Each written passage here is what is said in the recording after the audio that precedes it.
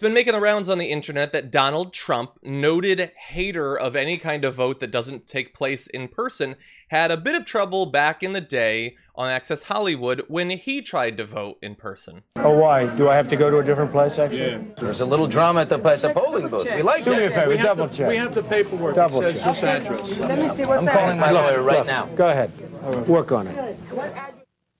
Wherever you want us to go, where do we go? to 520. 520 Park Avenue. Okay, I like that location better. Hi, folks. How you doing? Make sure there's no cheating here, right? They don't have it here either. You believe this? They don't have it in this book. He's not in my book either. Oh, so it's not here, right? Hi, fellas. How are you? You have my name here? If his name is not on these rolls, there will be a huge combustion in here. Well, I'm going to fill out the absentee ballot. And I've just voted. At least you can say the Trumpster doesn't give up. That's right. Right? The Trumpster, That's the only thing I want to talk about is that line. The Trumpster, and then his tagline at the time was "You're fired." So we should have seen it coming. There would be a Trumpster fire. So really fast on that. I'm just gonna go. If see you later. If randomly on the show, I at some point, like, there's a problem loading a video, and like bear with me, and I work through it, and then finally I get it, and I say, you know what? At least we can say the Johnster doesn't quit. I would expect the entire audience to log off and no longer watch my show, and I would know that you were right to do so. Unacceptable. The Ida rock and Unacceptable. roller. The Trumpster? You already call yourself Trump. Like, in the third person. Mega John. That's not enough? Like, imagine if Brett called himself the Brett and then started Brettstering us. What a phenomenal many words that I can't use. The Lickster. Oh, anyway, but to the substance, I guess, yeah, he had trouble voting, in part because it's a convoluted process that's far more difficult for a regular person to navigate than it needs to be, probably purposefully, and because he doesn't pay attention to any of the details because he's a massive idiot. It's a combination of those two things. And the fact, like, he's saying that it's so difficult. It's so rife with random people voting under other identities. This is the problem with voting. Voting itself, don't trust it. Mm-hmm. What's the more obvious explanation? That he just wants you to believe that. It's disproven in that situation where he had trouble voting under his own name, which is something that, as you point out, people do. But what's the more obvious explanation for Trump at this point saying that voting is corrupt? Is it that it is actually corrupt? Or is it that Donald Trump just wants to win, and if we let everyone vote, he'd lose? Yeah, really. And then that's one of the ones where we're not going to get the right-wingers in the chat to agree, but they know. They know.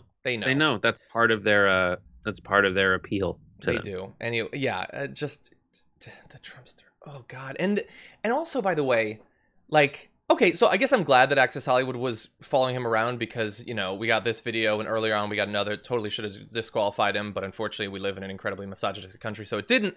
But why was he a thing at all? Look at him, like, navigating his day. He's got a lot of money.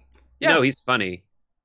He's funny. He was funny there. Funny, he was charming. I've never thought that. And like, I know you're going to say, it's just because of the politics since 2015. No, I swear to God, I've never watched an episode of The Apprentice because I find the glorification of that sort of ridiculous, amoral, like idolizing of like wealth and brutal capitalism. The idea that we lifted up that guy, the guy known for firing people in this ridiculous artificial reality that he'd constructed. Ugh.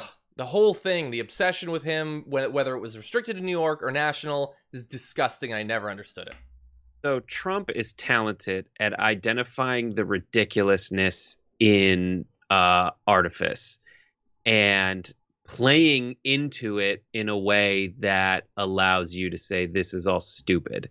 And there's good and evil to it. The good, I mean, I watched those early debates. I remember standing up in front of the TV because he was just handing it to Ted Cruz and all those cardboard politicians who are just saying things to get elected.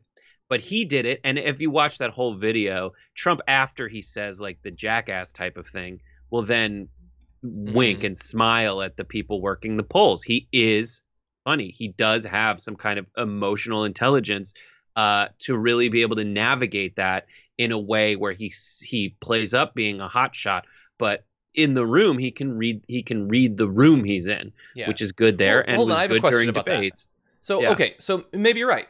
He can read the room. He knows what this group that I'm not going to characterize, but you could probably fill it in for yourself, will want to hear. I get that. Why is it? Is it a necessary part of it that he has what you identify as a version of emotional intelligence, but he simultaneously, in communicating, can never tell when he is revealing his deepest fears and anxieties and weaknesses and those sorts of things? I know that it doesn't matter that he does that, because the people who like those jokes are immune to that. They don't see how fundamentally weak he is and everything. But he constantly does that by focusing on things. The man, woman, person, camera, TV thing. Like, he can't tell how insane he sounds sometimes, how fundamentally weak and all of that he sounds. Well, because this is not the same world as 2004 and definitely 1984. It feels like 1984, but not actually 1984. And the definition of the room has changed because of his experience of being in those rooms, and also the insane amount of success that he has been able to achieve in a certain respect. He's been able to become like, when people say he's not a successful person, I understand that you mean at business he is not good.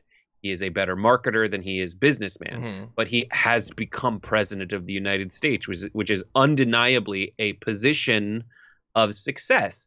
Now, that success has warped his concept of what the room is and his ability to be right in it. And so when he is sitting in a room, the rooms he's actually in, think about them. He has been in rooms full of rally goers. He is in rooms and he has learned from that how to portray himself in other rooms to appeal just to that. And he keeps doing it.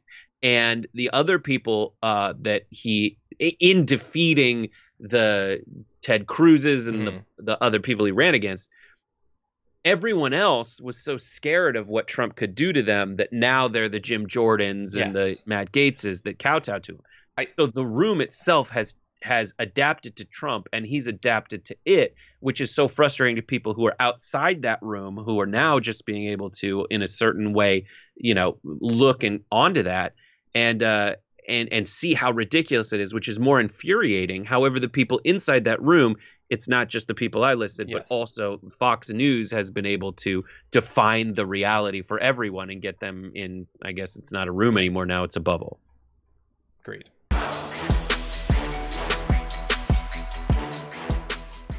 Check out the Damage Report podcast each day, wherever you get your podcasts, whether Pocket Casts or Stitcher or iTunes. You can join me as I give you the news and stories you want, with a range of co-hosts and interview guests jumping in on the fun each day. Again, that's the Damage Report, wherever you get your podcasts. And if you get them at iTunes, don't forget to rate and review. Sometimes I'll read them live on the show.